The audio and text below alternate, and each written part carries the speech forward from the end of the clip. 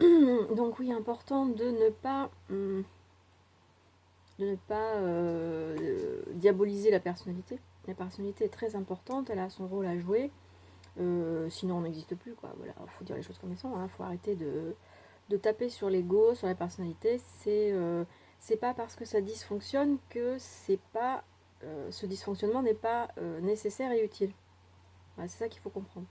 Donc ce qui va se passer, c'est que quand on aura effectivement atteint euh, atteint euh, la masse critique, on va dire, dans soi, pas à l'extérieur, quand on aura atteint la masse critique de récolte de données réflexives et qu'on aura atteint ce qu'on appelle la suradaptation et l'hyperstress, on aura trop de données, on aura trop à gérer au niveau de la pensée. Donc, la coupe déborde, c'est le burn-out, on en a trop. Donc, ça suffit. Ça suffit et ça se manifeste sous forme de perte d'énergie, de dépression, donc de manque de pression, donc de manque d'énergie mentale, physique, émotionnelle. Et ça, c'est le début du process de la réunification des volontés. C'est-à-dire que euh, quand la pensée a pris trop de place, quand la pensée énergie, que la partie pensée de l'énergie a pris trop de place, eh bien l'énergie se révolte et dit maintenant ça suffit, la pensée, ta gueule quoi en fait, hein, voilà. Maintenant j'ai mon mot à dire et puis le corps il va le dire, hein. Donc ça va se manifester dans toutes sortes de formes et c'est là que la volonté du corps va commencer à émerger, mais sous forme violente tout d'abord. Et la pensée, c'est-à-dire la partie personnalité, va commencer à se remettre en question et à dire qu'est-ce que je fais ou qu'est-ce que je fais pas qui cloche. Donc c'est la remise en question. Donc cette remise en question va pouvoir se passer d'une bonne manière quand on va aller dans l'observation des mécanismes. Pourquoi c'est arrivé comme ça et comment c'est arrivé comme ça? Pourquoi est-ce que je fonctionne de cette manière et pourquoi est-ce que du coup ça dysfonctionne et que ça cloche? Donc on déculpabilise parce qu'on sait que pour tout le monde ça fonctionne pareil, que ça dysfonctionne pareil, mais c'est un dysfonctionnement nécessaire, encore une fois, puisque le disque dur étant vierge, il ne peut pas savoir ce qu'il y a à savoir à l'avance. Une fois que tout est rempli dans le disque dur, on peut faire le tri et dire ça c'est ok, ça c'est pas ok, et puis on fait du ménage. Donc c'est comme quand notre disque dur il est plein, et ben on va aller voir ce qu'il y a dedans et puis dire bah ça j'en ai plus besoin, poubelle, ça oui peut-être, ou ça oui j'en ai besoin, etc. Donc il y a un gros tri à faire quand on vient dans le process de l'individuation en fait. L'individuation ça va être le fait de se réunifier intérieurement entre la pensée et l'énergie de manière à ce que les deux soient vraiment dans deux volontés qui vont s'imbriquer les unes dans les autres. Ça ne va pas se faire en claquant des doigts, hein. Ça va être un long processus qui va se faire dans la difficulté. Tout d'abord, il faut savoir que l'observation des mécanismes, c'est pas facile parce que ça demande beaucoup, beaucoup d'investissement intellectuel. Ensuite, la rationalisation, c'est pas facile non plus parce que c'est quand même un effort aussi psychique qui demande d'avoir les idées bien carrées. Et l'acceptation, c'est encore plus dur. Et ensuite, quand vous êtes entré dans une première partie d'acceptation, vous devez continuer à faire de l'observation et de la rationalisation. Et c'est là que ça commence à être difficile, parce que la personnalité, elle est ancrée dans les cellules, dans les atomes, et elle impose sa volonté sociale, de conformisme, parce qu'elle veut des validations, et elle ne veut pas d'invalidation de la part de la société.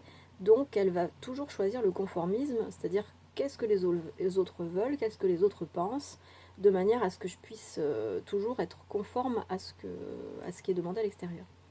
Donc c'est cette volonté sociale ici qui est totalement prégnante dans la personnalité, qui va s'opposer à la volonté de l'énergie primale, qui est dans l'être.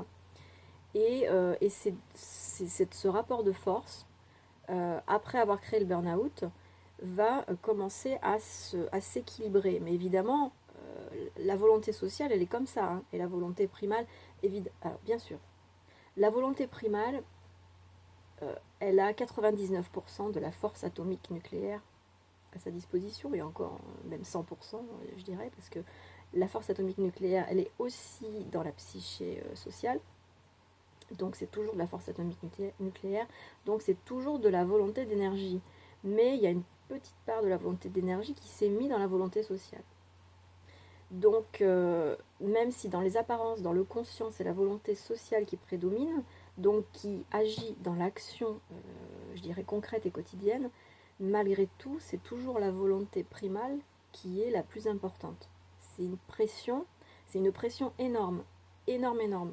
Et donc, puisque c'est cette petite minuscule partie de volonté primale là, qui s'est transformée en volonté sociale, qui veut faire la loi, il y a une pression de la volonté primale qui est énorme sur la volonté sociale, ce qui est déguisé en volonté sociale, bien sûr. Et du coup, c'est un pouvoir colossal qui s'effectue par le corps sur la personnalité.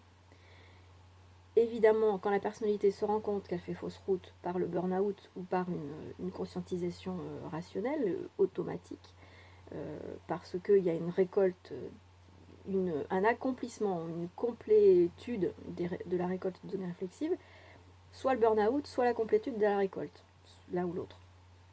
Donc il y a une prise de conscience, et on rentre dans le processus du rééquilibrage, c'est-à-dire de l'ajustement conscient de la pensée énergie.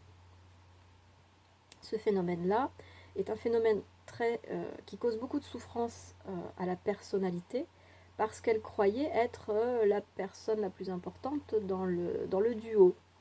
Voilà. Elle croyait être la seule d'ailleurs même. Elle croyait être la seule à avoir la loi, à vouloir quelque chose, à avoir une volonté et à avoir une capacité à l'obtenir. Donc elle se rend compte petit à petit que c'est pas le cas, et elle va un peu rabaisser ses exigences et rabaisser ses prétentions et toutes sortes de choses comme ça. Donc il y a beaucoup de croyances qui vont se casser la figure dans la période d'observation et de rationalisation. Et ces croyances se cassant la figure, c'est là que l'acceptation, elle est difficile. Voilà.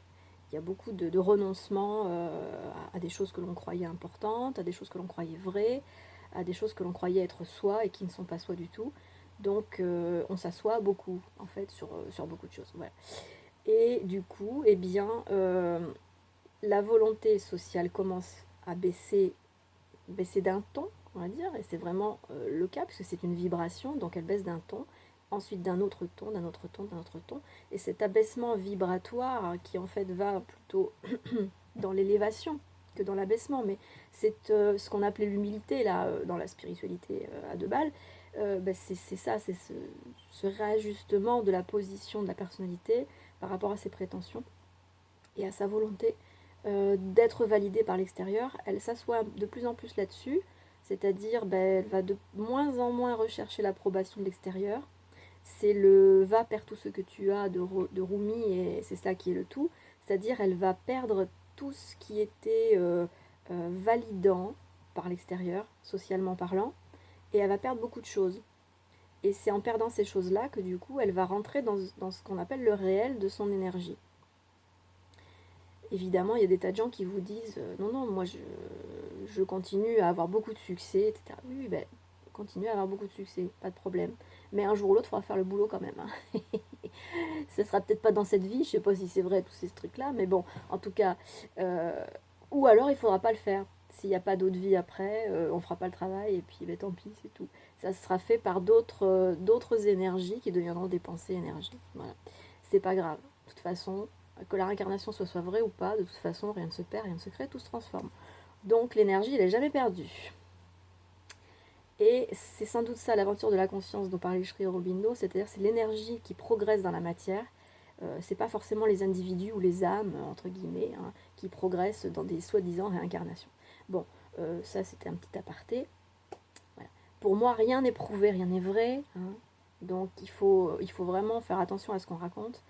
Il faut essayer de rester bien les pieds sur terre et à ce qu'on a sous le nez là. Qu'est-ce qu'on a sous le nez, hein. C'est pas une incarnation suivante, c'est celle-ci. C'est pas une incarnation passée, soi-disant de Tartampion, hein, qui est bien sûr un illustre personnage parce que c'est toujours mieux pour l'ego. Bon, tout ça, il faut peut-être un petit peu laisser de côté parce que je pense que c'est une perte d'énergie, une perte de temps. Et essayer de regarder ce qu'on a vraiment sous le nez. Voilà, c'est-à-dire la personnalité et l'énergie qui la sous-tend. Voilà, ça c'est du réel. Bon, eh bien, quand on arrive à ces équilibrages entre la volonté de la personnalité, volonté réflexive sociale, et cette émergence de cette volonté colossale de l'inconscient, qui est la volonté primale, cette partie de la conscience que l'on a occultée et qui est considérable, c'est un truc nucléaire, mais vous ne pouvez même pas imaginer, quoi, qui est là et qui pousse et qui attend, parce qu'en fait, elle ne veut pas trahir la mission qu'elle a donnée à une partie d'elle-même.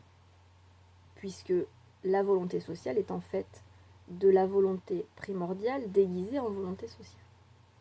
Voilà. Donc, la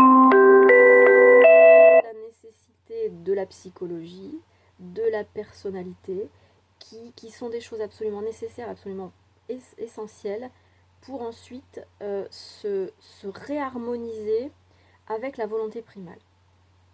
La volonté primordiale, c'est pas une grosse bête monstrueuse qui veut tout casser. Non, parce que sinon, elle n'aurait pas produit la volonté sociale. Voilà. Elle veut que les choses se fassent par étapes, progressivement, et que petit à petit, elle se réharmonise intelligemment et en conscience. C'est-à-dire que on va utiliser la réflexion, qui d'abord était dysfonctionnelle, pour ensuite se réaccorder avec la volonté primale. Et là, ça va être toute une œuvre à développer et à explorer et à mettre en place au fur et à mesure qu'on l'expérimente. Parce que ça, tout reste à faire, évidemment. Pour le moment, on en est beaucoup à l'étape de l'observation des mécanismes de la psyché. Et ça, c'est une étape qui va au-delà de la psychologie, de la psychanalyse et tout ça. Jung avait déjà quand même beaucoup bossé là-dessus. Maintenant, on a tous à y bosser de manière concrète et expérimentale, parce qu'il n'y a pas, un dogme global pour tout le monde, c'est vraiment très individuel et chacun va avoir à faire ses dosages et ses compréhensions individuelles et personnelles qui n'iront pas aux voisins et vice-versa. Voilà. Même si les mécanismes sont les mêmes, après l'expérimentation elle est complètement différente pour tout le monde. Voilà. Donc on n'a pas à imposer son expérimentation à un autre et l'autre n'a pas à nous l'imposer. D'ailleurs, dans l'expérimentation, on va devoir, et ça c'est une obligation si on veut vraiment s'en sortir et harmoniser ces deux volontés, on va devoir se sortir de la soumission et arriver à se libérer des dominations et des influences. Ça sera valable pour tout le monde. Donc ça voudra dire que ça c'est un incontournable, évidemment. Ça voudra dire que du coup, on ne pourra pas imposer à quelqu'un d'autre quoi que ce soit, et quelqu'un d'autre ne pourra pas nous imposer quoi que ce soit. Soumission-domination, c'est un truc qui doit disparaître. Voilà. Et la soumission-domination, elle n'était possible que parce qu'il n'y avait pas suffisamment de données pour avoir une juste idée des choses. Maintenant, il y en a quand même pas mal, des données réflexives. Je pense que sur Internet, on ne sait même plus où donner de la tête tellement il y a d'informations. Et puis dans votre boîte mail, je suppose que vous avez aussi ce qu'il faut. Bon, donc je pense qu'on est quand même